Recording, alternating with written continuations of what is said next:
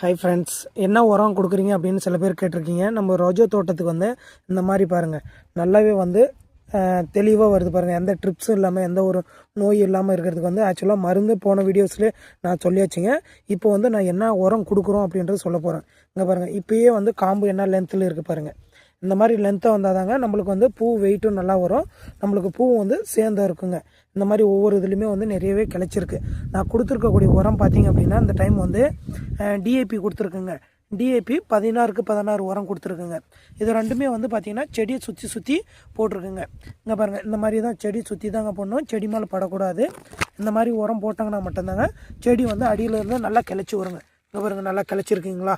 ஒவ்வொரு தண்டுலேயுமே வந்து இந்த இடத்துல கிளச்சிருக்கு பாருங்கள். இந்த மாதிரி கிளைக்கணும் அப்படின்னாவே இந்த மாதிரி உரம் வந்து கிட்டத்தட்ட நீங்கள் வந்து ஒரு 20 நாளைக்கு ஒரு டைம் வந்து உரம் கொடுத்துருங்க. உரம் கொடுத்தீங்கன்னா மட்டும்தாங்க செடி வந்து நல்லாவே கிளச்சி நல்லா பூ கொடுக்குங்க. இங்கே பாருங்கள், ஒவ்வொரு இதுலையுமே நல்லா கிளச்சிருக்கு, செடியும் வந்து நல்லா அழகாக இருக்குங்க. இந்த மாதிரி வந்து கிளச்சா மட்டும்தாங்க பூ வந்து நம்மளுக்கு வந்து கொஞ்சம் நல்லாவே சேர்ந்து அறுத்துச்சுன்னா நம்மளுக்கு நல்ல ஒரு இன்கம் கொடுக்குங்க. ஓகே ஃப்ரெண்ட்ஸ், என்னுடைய யூடியூப் சேனல் அப்படியே சப்ஸ்கிரைப் பண்ணிக்கோங்க. உரம் வந்து என்னென்ன கொடுக்குறோம் உரம் அப்படின்றத வீடியோ போட்டுருக்கேன்.